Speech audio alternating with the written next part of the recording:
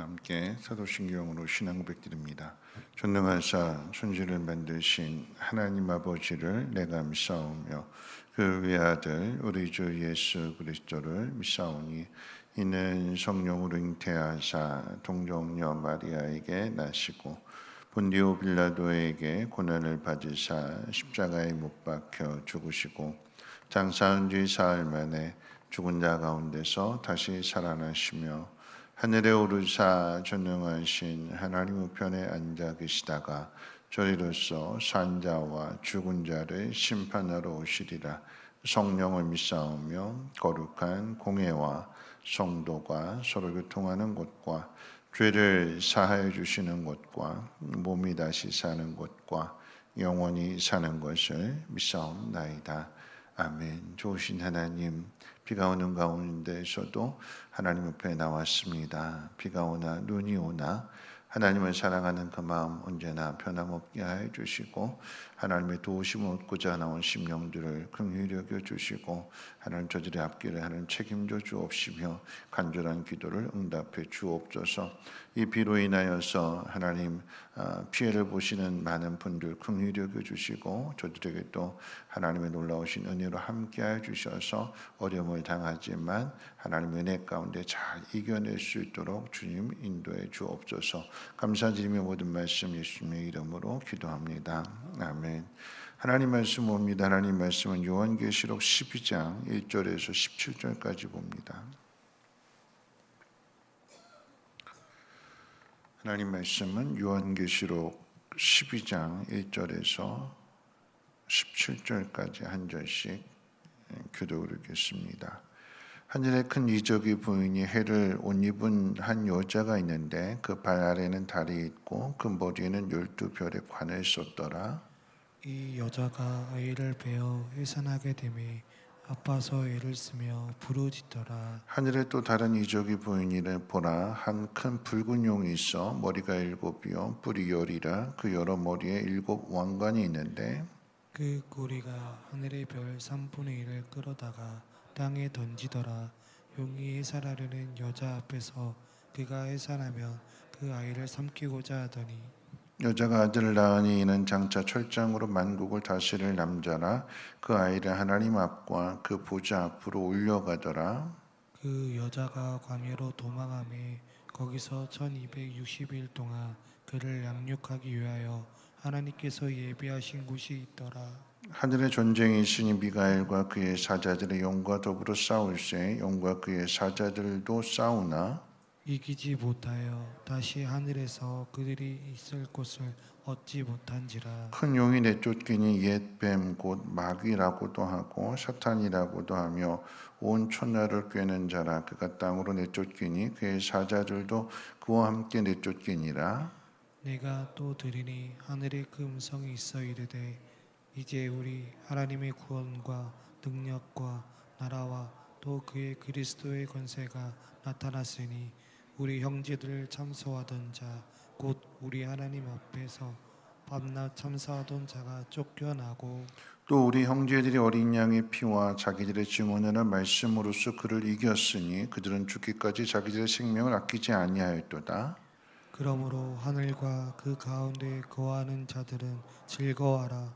그러나 땅과 바다는 화 있을진저 이는 마귀가 자기의 때가 얼마 남지 않은 줄을 알므로 크게 분내어 너희에게 내려갔음이라 하더라. 용이 자기가 땅으로 내쫓긴 것을 보고 남자를 낳은 여자를 박해하는지라.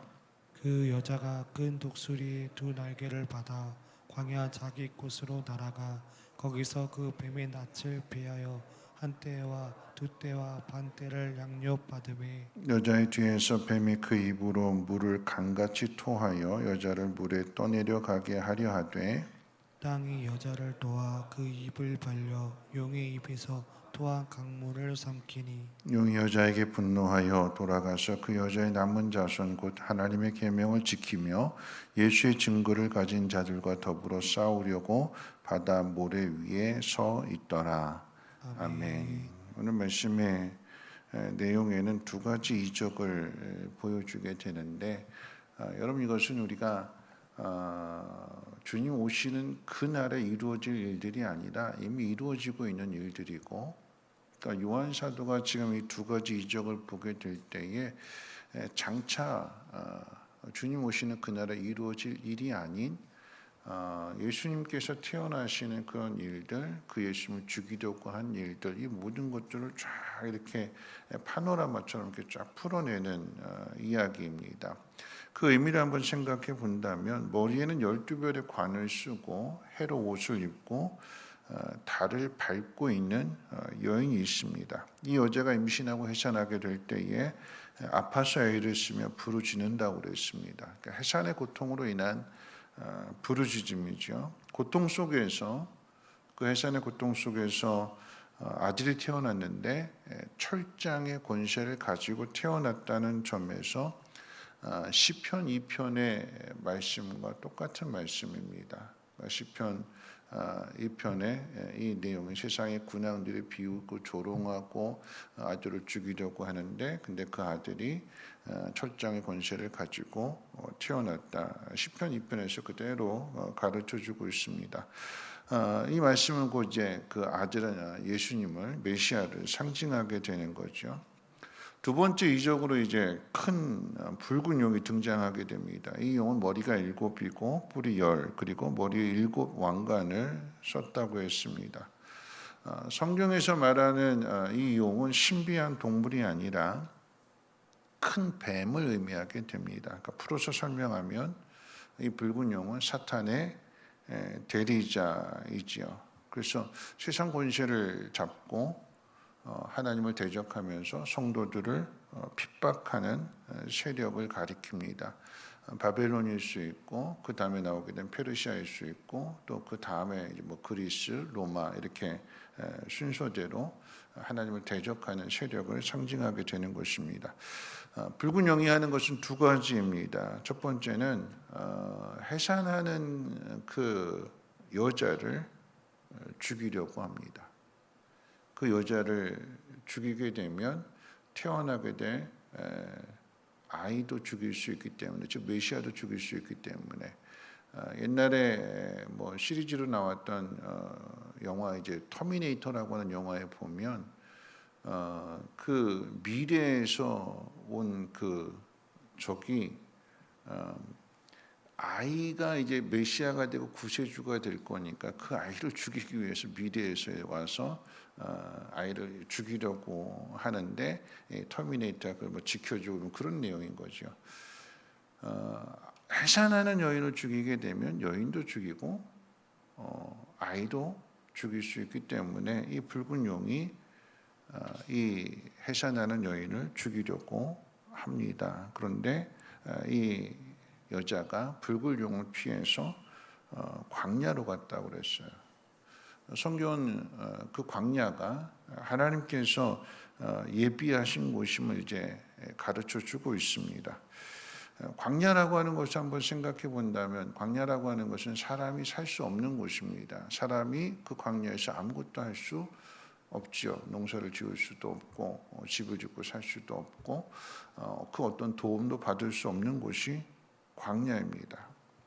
우리의 삶 가운데도 이 용을 피하기 위해서 간 곳, 그곳이 아무것도 의지할 수 없는 절망적인 곳일 수 있습니다.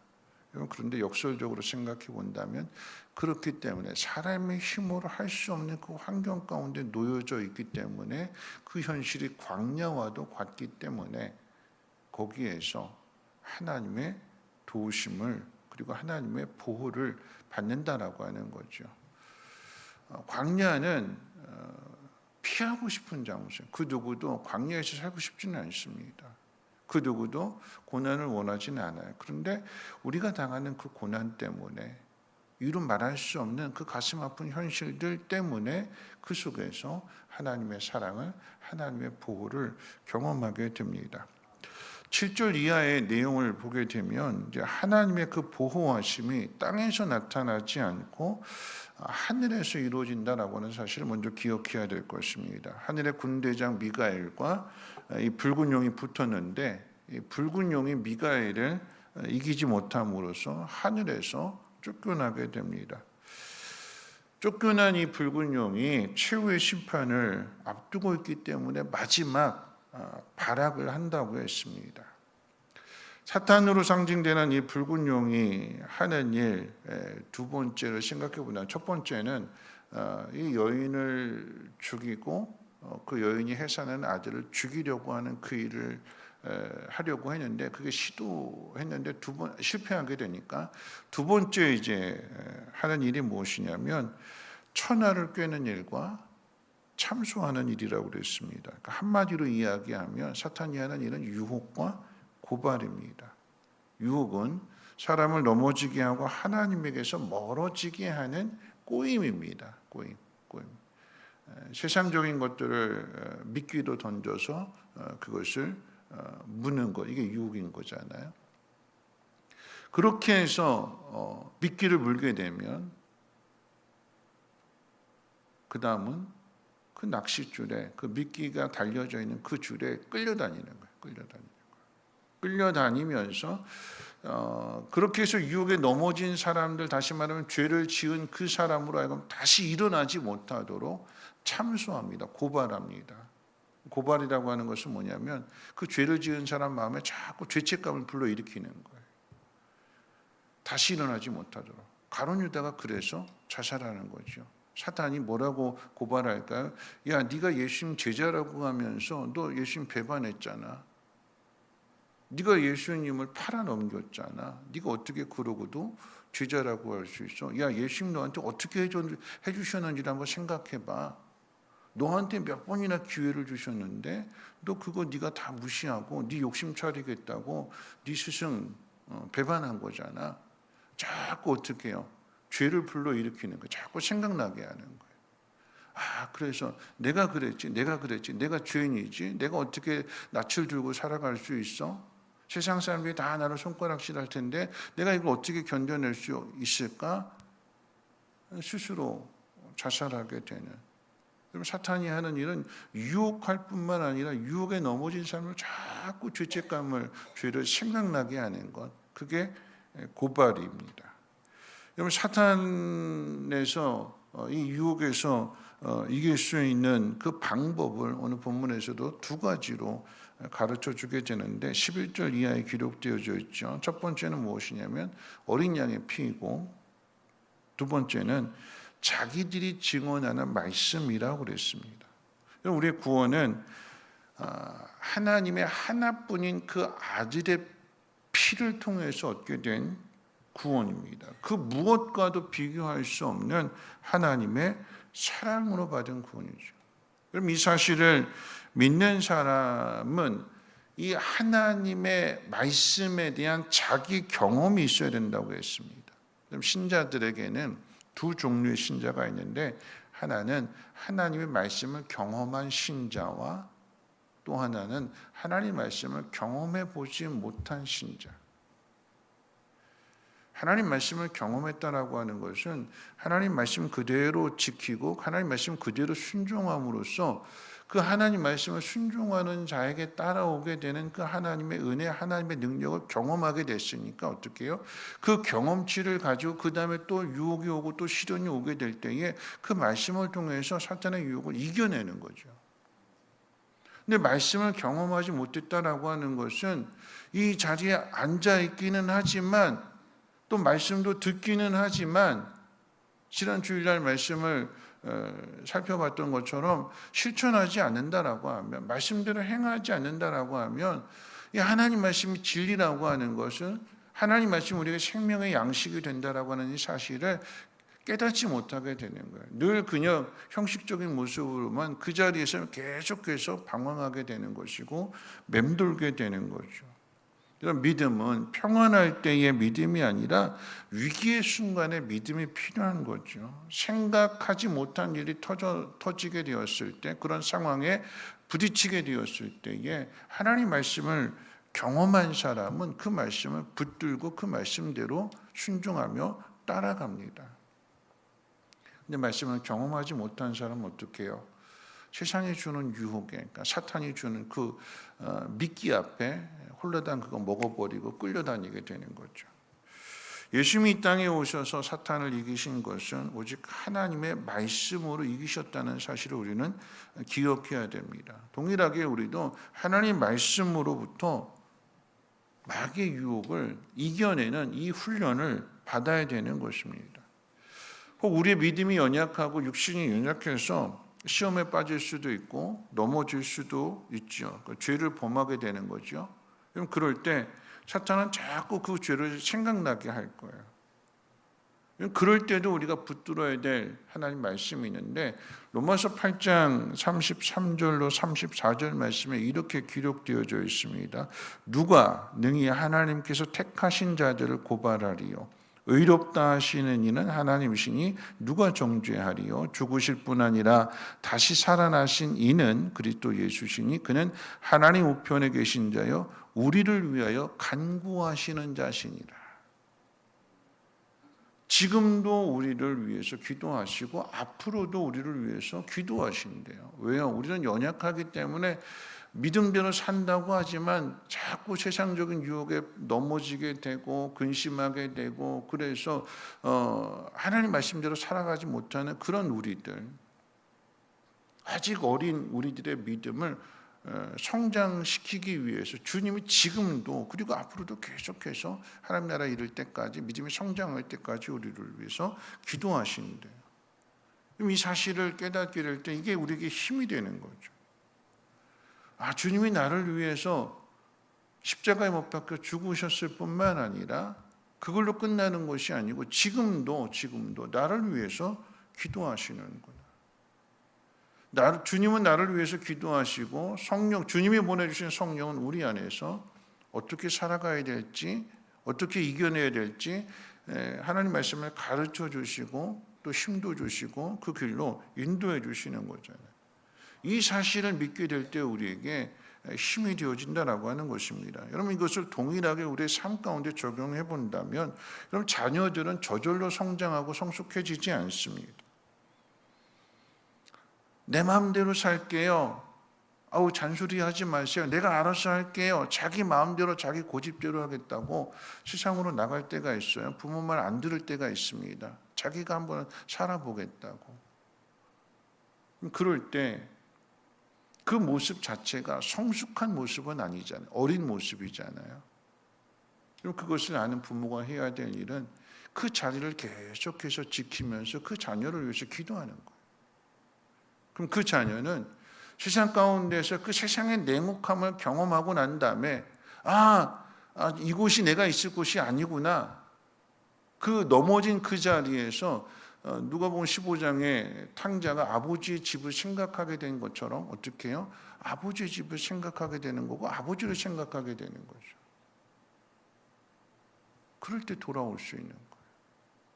항상 부모는 그 자리에 그 자녀를 위해서 기도하고 있기 때문에 그 자리를 기억하고 돌아오게 되는 것입니다.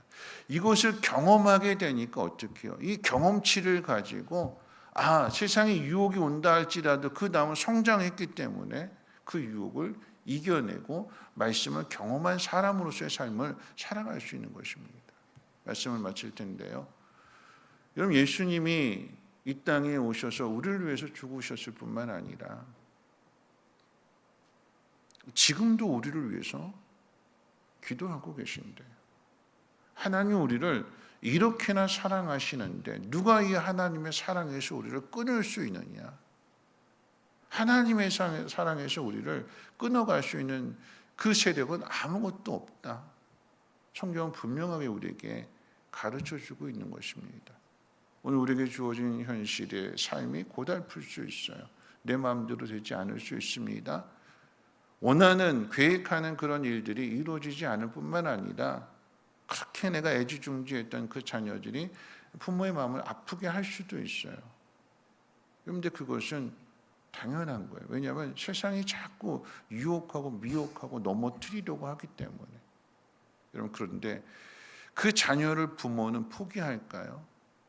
안 포기하잖아요. 내가 낳은 자녀인데 하나님도 마찬가지라고 하십니다. 내가 너를 낳았다. 내가 너를 낳았다. 그 무엇도 나에게서 너를 빼앗아갈 수 그게 우리래요. 그러면 이 사실을 기억하고 이렇게나 사랑하시는 하나님 말씀을 붙들고 살아가는 거죠. 세상이 아무리 우리를 유혹한다 할지라도, 세상이 아무리 우리를 겁준다 할지라도 우리를 이렇게나 사랑하시는 그 하나님의 사랑을 신뢰하고 하나님 말씀을 믿고 따르는 것이 그 사람의 믿음이 성장한 사람인 것이고 성숙해지는 사람이 되는 것입니다. 우리가 그런 사람이 될 뿐만 아니라 우리 자녀들에게 또 다른 누군가에게 그런 사람이 되어지는 것이 하나님 우리에게 맡겨주신 사명인 것을 기억하시고 그 사명을 잘 감당하시고 우리 앞에 있는 이 싸움을 잘 싸워서 말씀으로 승리하는 우리 모두가 되시기를 주님의 이름으로 부탁을 드립니다. 찬송가 357장 함께 찬송합니다.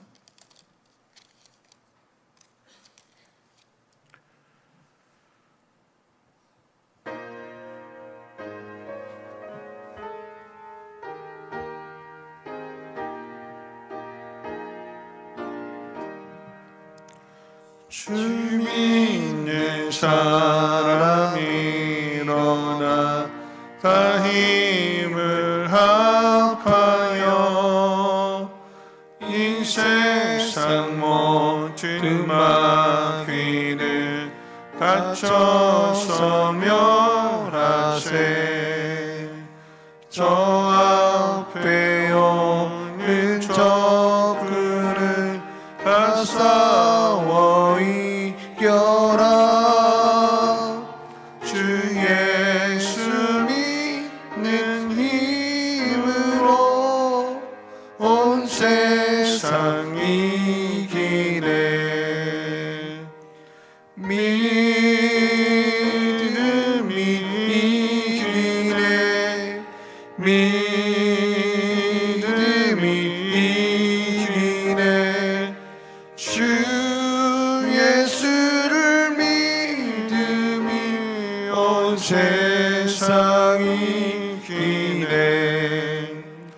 온 인류 마귀 궤율로 큰 죄에 빠지니 진리로 띠를 띠고서 늘 기도드리세. 참 믿고 의지하면서 겁없이 나갈 때 주 예수 믿는 힘으로 온 세상 이기네. 믿음이 이기네. 믿음이 이기네. 주 예수를 믿음이 온 세상 이기네. 끝까지 긴 자에게 이 옷을 입히고 또 영생 복을 주시니 참 기쁜 일이세. 어두운 세상 지나서 저 천성 가도록 주 예수 믿는 힘으로 온 세상 이기네. 믿음이 이기네. 믿음이 이기네. 주 예수를 믿음이 온 세상 이기네. 오늘 말씀 생각하면서 함께 기도하실 텐데요. 먼저 기도하는 것은 이 땅에 지금 많은 비가 내리고 있습니다. 어제 뉴스 보니까 서산 지역에 특별히 더 많은 비가 내려서 마을 주민이 인터뷰하게 될 때 74년 사셨는데 평생 이런 비 처음 본다고, 하늘이 뚫린 것 같다고 그런 이야기를 하더라고요. 어려움을 당하는 일들 한순간에 얘기 없이 찾아오게 됩니다. 그럼 그 속에서 이길 수 있는 것은 믿음밖에 없습니다. 먼저 기도하실 것은 하나님, 이 땅 가운데 많은 비가 내리고 있는데 하나님 긍휼히 여겨주시고 그 비로 인해서 큰 피가 일어나지 않도록 하나님 붙들어 주세요. 함께 기도해 주시고요. 두 번째 기도할 것은 우리의 믿음을 위해서 기도했으면 좋겠습니다. 우리의 믿음이 마귀와 싸워서 이기는 믿음 될 수 있도록 두 가지라고 그랬습니다. 예수 그리스도의 피, 그리고 하나님 말씀을 경험하는 것. 하나님 말씀대로 순종함으로 인하여서 하나님 어떤 분이신가를 분명하게 알고, 그렇기 때문에 그 싸움, 걸려오는 싸움에 대해서 말씀으로 예수님처럼 이겨낼 수 있는 삶이 되게 하옵소서. 한 가지 더 기도하실 것이 있다면 하나님, 우리 자녀들, 그 자녀들을 위해서 기도하게 될 때 끊임없는 사랑을 베풀어 주는 거죠. 그리고 그 자리를 지키는 것, 기도하는 모습을 보여주게 될 때에 그 자녀들도 돌아오게 되는 것이고, 또한 믿음이 성장해서 그 싸움을 싸워서 이겨내게 되는 것입니다. 세 가지 비를 위해서 기도해 주시고, 자기 자신의 믿음이 말씀을 경험하는 믿음 되게 해달라고 기도해 주시고, 자녀들 또한 그 믿음으로 잘 승리하는 그런 자녀들 될 수 있도록 우리 함께 통성으로 하나님 앞에 기도합니다. 사랑 많으신 하나님 아버지, 감사합니다. 하나님, 이 땅에 많은 비가 내리게 됩니다. 하나님, 74년을 살면서 이런 비 처음 본다고 할 정도로 예상치 못한 일을 만나게 되었을 때 하나님, 그 속에서 하나님의 사랑을 깨닫게 해 주시고 하나님을 알아갈 수 있도록 하나님 인도해 주시기를 원합니다. 하나님, 사람이 아무리 뛰어나다 할지라도 하늘에서 이루어지는 일들은 사람의 힘으로는 막을 수 없습니다. 하나님의 일들을 통하여서 광야와 같은 현실 속에서 그렇기 때문에 하나님의 보호하심을 깨닫게 하시고 하나님의 인도하심을 깨달아 알게 하옵소서. 하나님, 우리의 믿음을 위해서 기도합니다. 하나님, 우리가 사단과의 싸움에서 이기는 길은 우리가 예수 그리스도의 피로 구원받았다라고 하는 사실을 아는 것과 또 하나님 말씀에 대한 경험을 가지고 있어야 된다고 했습니다. 하나님, 힘들고 어려울 때 하나님, 내 삶의 방향을 잡지 못하게 되었을 때에 그 말씀을 듣고 그 말씀대로 따라감으로 인하여서 하나님, 답답했던 것들이 하나씩 보여